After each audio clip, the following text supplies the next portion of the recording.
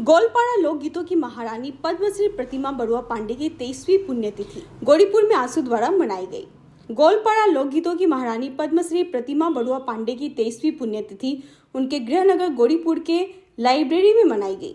गौरीपुर के सार्वजनिक स्थल बायदेव आवक्ष पर प्रतिमूर्ति पर माल्यार्पण कर श्रद्धांजलि अर्पित किया। धुबरी जिला आंसू के नेतृत्व के साथ ही धुबरी देसी जनगोष्ठी मंच, गौरीपुर राज परिवार के सदस्य और विभिन्न दल संगठन के द्वारा मृत्यु वार्षिक दिन पर नाम प्रसंग और शिल्पी कालजाड़ी के गीत प्रस्तुत की गई। प्रथमते आजिर दिनटुत बायदक प्रथमते श्रद्धांजलि जनातो मोर कर्तव्य और सदৌ অসম ছাত্ৰ সন্থাৰ ধুবুৰী जिला समितिये केंद्रीय भावे गौरीपुरत जी मृत्युंजलि श्रद्धांजलि अनुष्ठान पातिছে तार बारे मोर खूबेই ভাল লাগিছে আৰু মই তেওঁলোকক ধন্যবাদ জ্ঞাপন কৰিছোঁ। আৰু আজি 23তম মৃত্যুবাৰ্ষিকী 23 বছৰ হৈ গ'ল, বাইদেউৰ 22 বছৰ হৈ গ'ল, 23 বছৰ পৰিলে, কিন্তু আজিলৈকে বাইদেউৰ যি জনপ্ৰিয়তা ই অক্ষুণ্ণ আছে। আৰু আশুৱে বাইদেউৰ মৃত্যুৰ আগৰ পৰাই এতিয়ালৈকে তেওঁলোকৰ মানে সন্তানৰ কৰ্তব্য কৰি আছে বুলি মই ক'ম। গতিকে আশুক মই ধন্যবাদ জ্ঞাপন কৰিছোঁ। আৰু আজিৰ দিনত মই বাৰে বাৰে কওঁ যে বাইদেউ আমাৰ আইডেণ্টিটি, আমাৰ সংস্কৃতিৰ পৰিচয়, আৰু আশুৱে এই আমাৰ সংস্কৃতি ৰক্ষা কৰি আছে। বাইদেউৰ শ্ৰদ্ধাঞ্জলি অনুষ্ঠান, বাইদেউৰ অনুষ্ঠানবোৰ পাতি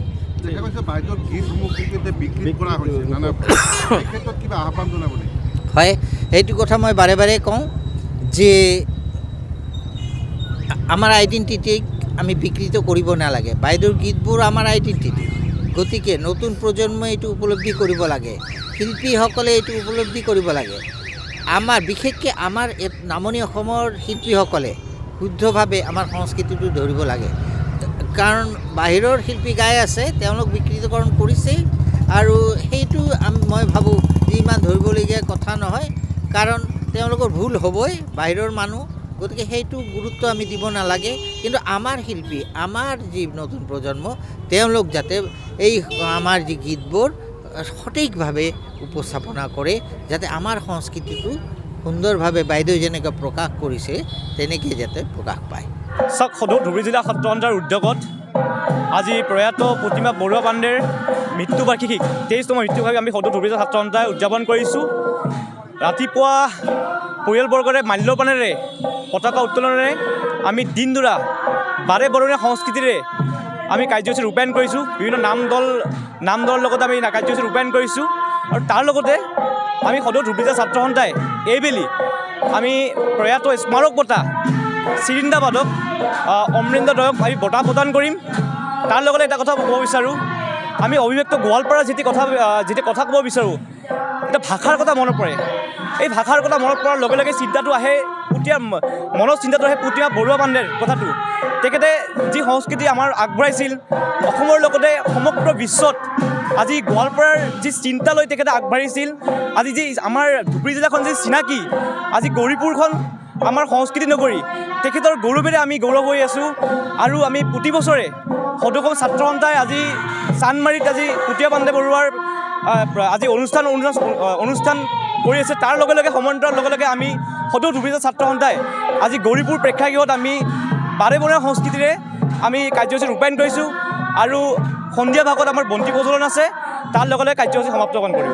যি আমাৰ সকলোৰে শ্ৰদ্ধা, আমাৰ মৰমৰ অতিকে শ্ৰদ্ধাৰ পদ্মশ্ৰী প্ৰতিমা বৰুৱা বাইদেউৰ 23তম মৃত্যুবাৰ্ষিক যে উদযাপন উলহ মালহেৰে যে সদৌ অসম ছাত্ৰ সন্থাৰ নেতৃত্বত গৌৰীপুৰ পাব্লিক লাইব্ৰেৰীৰ সন্মুখত উদযাপন কৰি আছে, তাৰ বাবে আমি ধন্যবাদ জনাইছোঁ।